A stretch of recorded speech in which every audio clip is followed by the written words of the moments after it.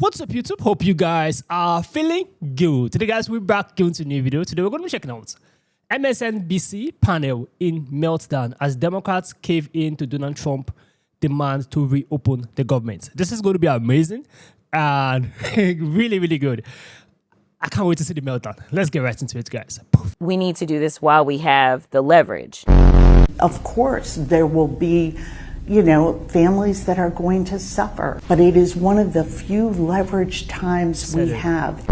You reopen the government and we lose our leverage, there has to be an agreement right now. That's what this whole shutdown is about. Republicans control the House, the Senate, and the White House. Frankly, this is our only moment of leverage. The idea that you would give up all of your leverage and then hopefully get some sort of great deal coming down the pike is just a fool's errand. Why are working families the leverage the Democrats need to get Obamacare fixed? It's the only lever we have. Democrats have this one little sliver right now when we've got some leverage here. Some Republican senators have pushed a bill that would pay government workers. I think that just gives the president more leverage. Catherine was basically expressing, in her own words, the notion that our leverage right now are our votes. Them wanting to solve the problem that we want to solve, but do it in a couple of days or a couple of weeks when we've given up our negotiating leverage. Without that leverage, the minority party, would be stuck in the mud and not basically have anything to negotiate. I don't know what else to do. I voted 14 times to open up government. I can't change the election. President Trump was duly elected president of the United States. He was. True. In a free election. And the American people spoke. And some of my colleagues are upset about that. In fact, they hate the president so much, they've shut down government. They hate him so much that if President Trump came out in favor of breathing to live, they would hold their breath. It's not rational. It's that bad, bro. And I just don't know what else to do. All I can tell my Democratic friends is, look, reasonable people disagree, and I get it. But you're just being too emotional. You need to go drink a big, old, cold, tall glass of get over it and realize that President Trump is the president of the United States. Don't shut government down because of it. A vote on extending the tax credits, it does not guarantee that it's going to happen. So how do you explain, though, to your constituents why it was worth it to put up this fight for so long when in the end you did not get your key demand? Because it wasn't working. How long would it take to not get a response to say it isn't working? In other words, it's been 6 weeks. There's been the Republicans made it clear they weren't going to discuss the health care issue, the Affordable Care Act tax credits, until the shutdown was over. We tried to keep working that for 6 weeks. It didn't happen. The vote that we have, there's not a guarantee for sure. It's more of a guarantee. Here's the way I would put it. As I assessed it, there was zero chance of dealing with the ACA issue as long as the shutdown continued. Now, I don't know, 50-50, but there's a lot better chance now than there was this morning because nothing was happening and there was no evidence that another week or another 2 weeks or Thanksgiving or Christmas was suddenly the Republicans were to come to us and say, oh, we want to now talk about the ACA. If they weren't going to do it by now, what's going to change in the next 2 weeks that's going to make them do it? And that was really the assessment. Again, I would say, right, as of this morning, there was a zero chance of having a work on the ACA. Now there's a measurable chance. Republicans own every part of this government, and they own this shutdown. Well, they don't own the Senate when it comes to 60 votes and getting to cloture. And by the way, that senator who said don't shut down the government over health care was Chris Murphy in 2013. All right, Chairman, Good to have you back with us. We've got plenty more on the other side. We will talk much more about this. Again, you're looking live at the Senate floor as the Democratic filibuster has been broken. We have so far reached 60. We're waiting for the official count. But right now, 60 votes that would unlock moving forward with this plan to reopen the government on the Senate side. A quick break. More on the other side. Prime Minister. Leader Jeffries, Senate Democratic leader Chuck Schumer did make a new offer, effectively saying, let's extend Obamacare subsidies for 1 year in exchange for reopening the government for 1 year. You have said that you would support that proposal, but just last month you said this. Take a look. A 1 year extension of the Affordable Care Act tax credits is not acceptable. It's a non-starter. He's a hypocrite. You can see it's a non-starter. So, Leader Jeffries, what changed? Well, the proposal that I was making reference to in October was something that was floated out there by a handful of rank-and-file House Republicans, and that was immediately rejected by House Republican leadership because they have no interest in driving down the high cost of living for everyday Americans. The Schumer proposal, of course, was offered in good faith. It's both a 1 year extension of the Affordable Care Act tax credits. Now we're already in the middle of the open enrollment period. Tens of millions of people are on the brink of facing dramatically increased health care costs that in some cases could be $1,000 or $2,000 per month. That is unaffordable for middle-class Americans, working-class Americans, and everyday Americans.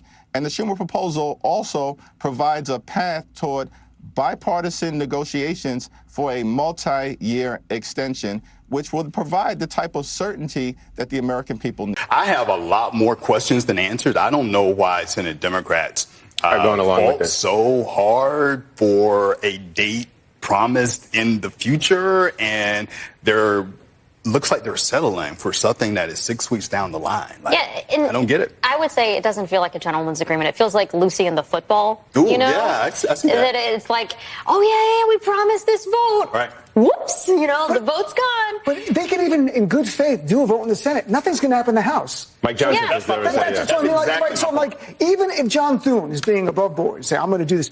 But look at the base. I mean, I'm already seeing a thing on social media and getting emails from listeners to my radio show. By the way, I have a radio show. And we already said that. We gave you credit for that, Dean. Come on. People already, no, but they're saying, for 40 days you shut the government down, and now you're going to open the government up, and what did you get in return? Right. Nothing. Right. Yeah. Nothing. After the pain you inflicted, people were willing to take the pain. I talked to union workers from TSA who said, I'll take the pain if it's going to help me to get health insurance subsidies paid. So you're getting nothing in return. I don't know how, and you just won an election on Tuesday in huge numbers. This is my question.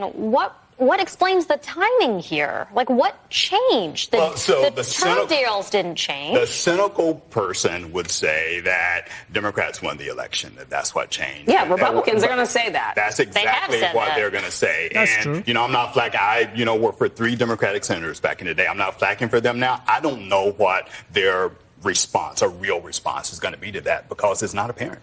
It looks like they folded. How are Republicans going to use leverage in their fight with Democrats when the Democrats are actually the ones with the upper hand in the eyes of voters? Well, I'm sure Democrats will be more than happy to open the government now. The election's over.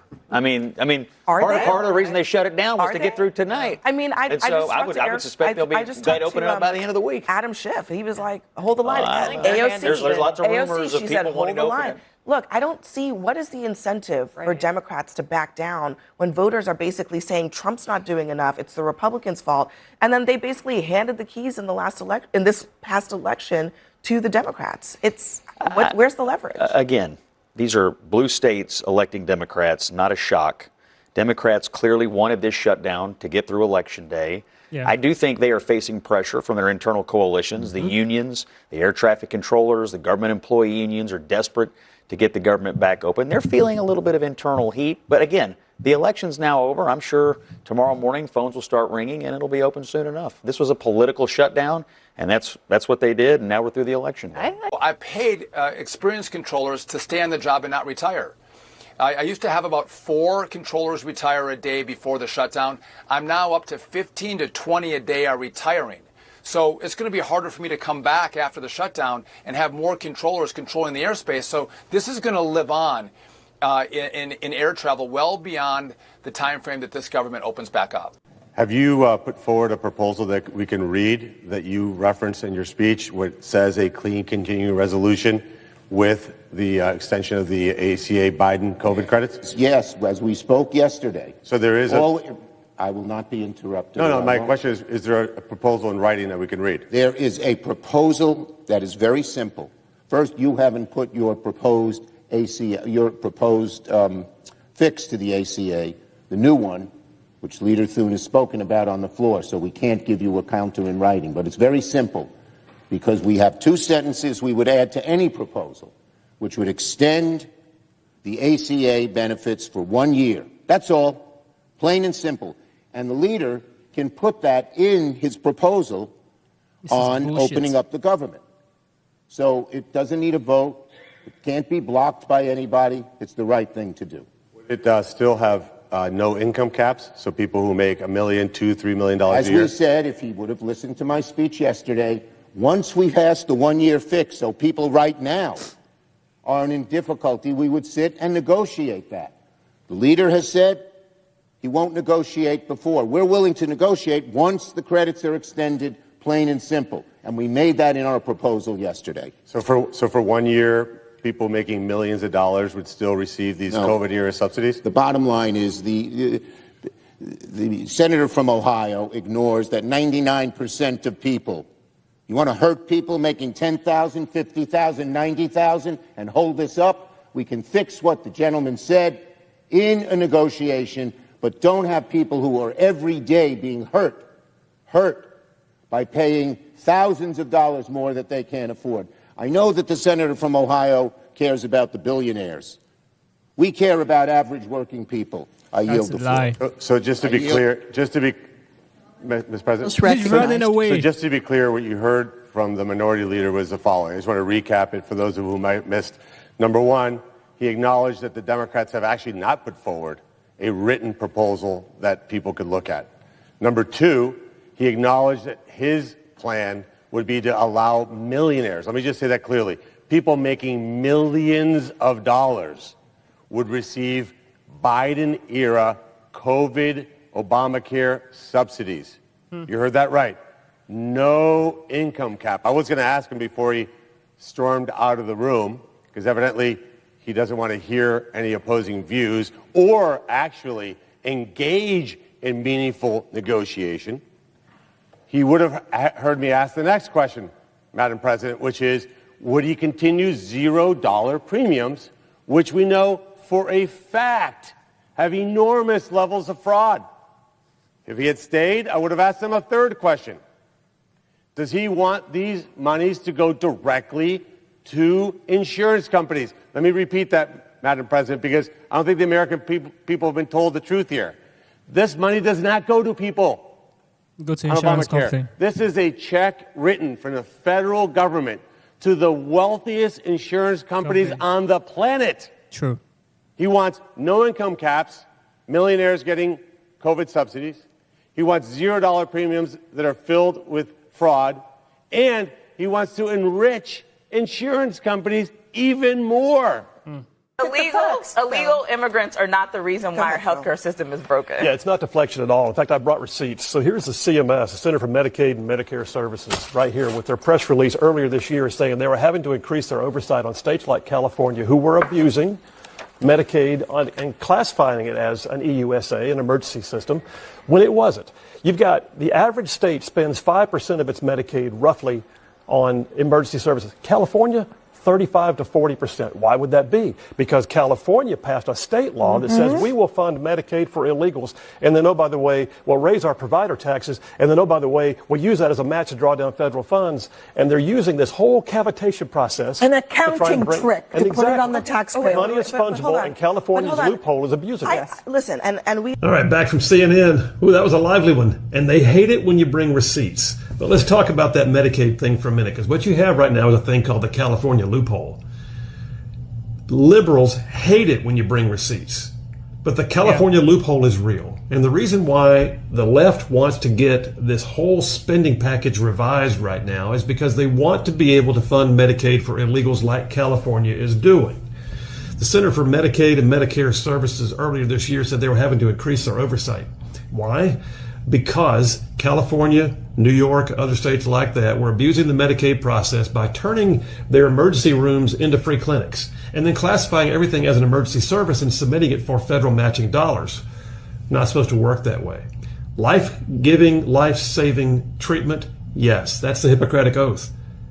Treating somebody for the common cold and giving them basic medical care and calling it emergencies because they walked into an emergency room and then billing the U.S. taxpayer dollars, that's called fraud. It needs to stop, and that's exactly what Republicans are trying to do.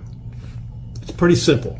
Yes, illegal immigrants are being given Medicaid dollars, and it's blue states like California that are making it happen. Do you think Chuck Schumer needs to go after tonight? He should have gone a week ago, a month ago, a year ago.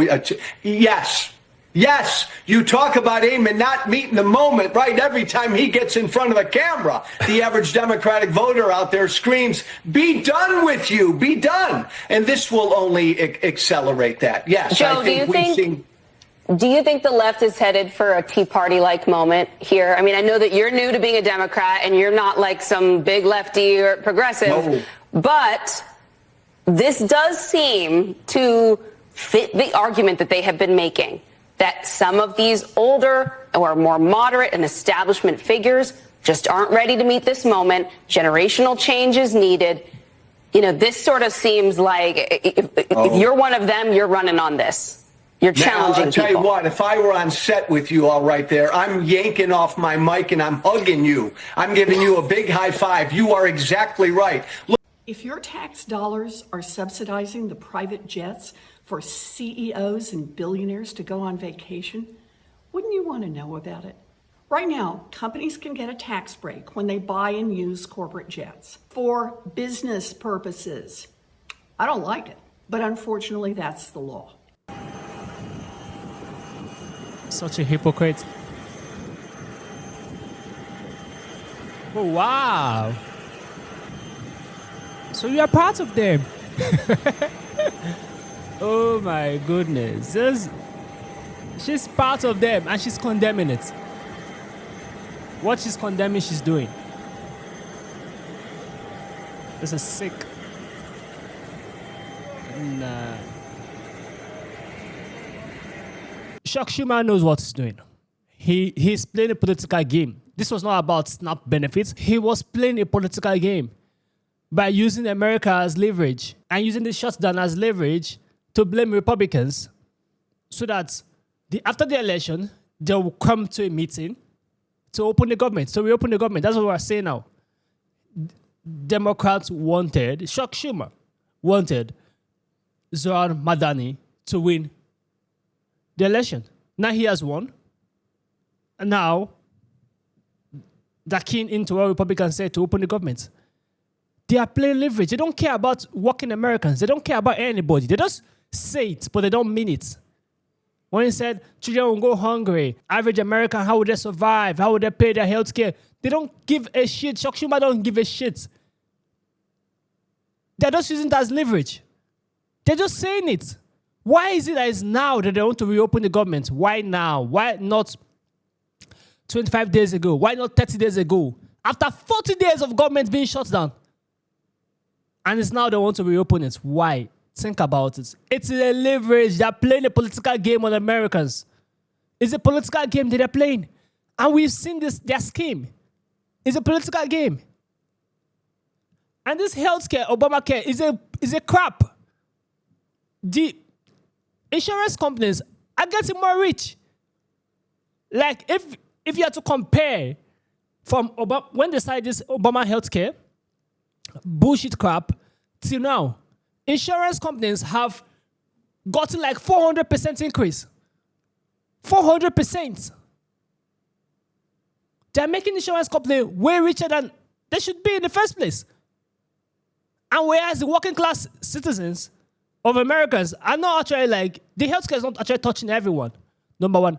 And number two, it's not effective. We need a reform in our healthcare system. a big reform. And that is what Donald Trump is trying to pass. We've seen MSNBC melt down live. They were shocked that now Democrats are caving in. Why are they caving in now? They're surprised. They're all surprised. Liberals are surprised. The same people who are shouting the government should be open. Now they're surprised that the government want to be reopened again. I've said this several times. This is a political game they're playing on Americans. If you can't say it, this is a receipt. You have to. This is evidence, guys. You guys watch this clip with me. This is evidence that Democrats are playing you guys for a fool. This is evidence. They're using leverage on Americans. Comment down below what you think about this video. Give us a thumbs up. Share this video to as many as you can. Subscribe to our channel, guys. I'll see you guys in the next video. Make sure you stay safe.